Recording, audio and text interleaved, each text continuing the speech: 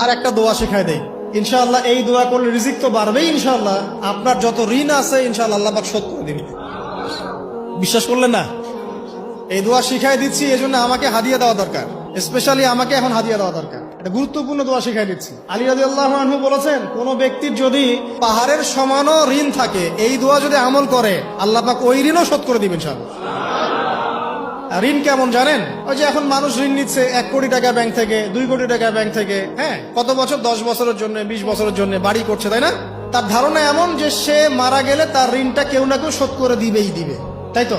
আর আল্লাহর রসুল কি বলছেন দেখেন, একজন মারা গেছেন, নবী সাল্লাল্লাহু আলাইহি ওয়াসাল্লামের সময় একজন মারা গেছেন, তো নবী করিম সাল্লাল্লাহু আলাইহি ওয়াসাল্লাম বলছেন, এই ব্যক্তির কি কোনো ঋণ আছে?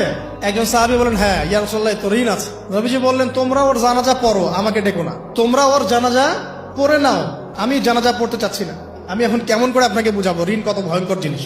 আপনি যে ব্যাংক থেকে 3-4 কোটি টাকার লোন নিয়ে রাখছেন, লাখ লাখ টাকা লোন নিয়ে বসে আছেন, দিব্যি সুখে বসে আছেন, এমন চিন্তায় যে আপনার মৌত হবে না। আর নবী সাল্লাল্লাহু আলাইহি ওয়াসাল্লাম সময়ে একজন মারা যাচ্ছেন, তিনি বলছেন তোমরা জানাজা পড়ে নাও, আমি জানাজা পড়তে চাচ্ছি না। মানে ঋণগ্রস্ত ব্যক্তির জানাজাও তিনি পড়তেন না। তারপরে একজন এসে বললেন, ইয়া রাসূলুল্লাহ, আমি তার ঋণ শোধ করে দিব, তার যা ঋণ আছে আমি শোধ করে দিব। তখন নবী এসে জানাজা পড়লেন সাল্লাল্লাহু আলাইহি ওয়াসাল্লাম।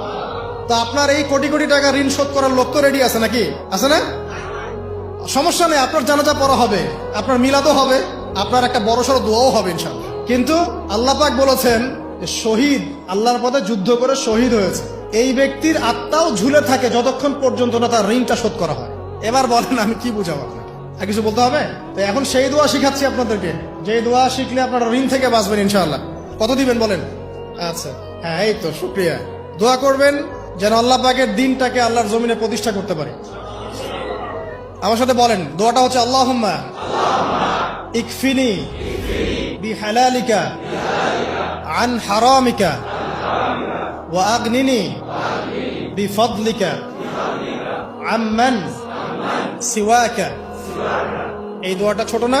এটা মুখস্থ করবেন, সেজদায় পড়বেন, নামাজের সেজদায় পড়বেন, আত্তাহিয়াতু দরুদ শেষ তারপরে পড়বেন, নামাজ শেষে হাত তুলে করবেন, যখন তখন শেষ রাতটা করবেন, ইনশাআল্লাহ দেখবেন আপনার ঋণ বলতে কিছু থাকবে না ইনশাআল্লাহ। যদি থাকেও, বড় কোনো ঋণ থাকেও, আল্লাহ পাক অন্য কোনো মাধ্যমে এটা শোধ করার ব্যবস্থা করে দিবেন ইনশাআল্লাহ।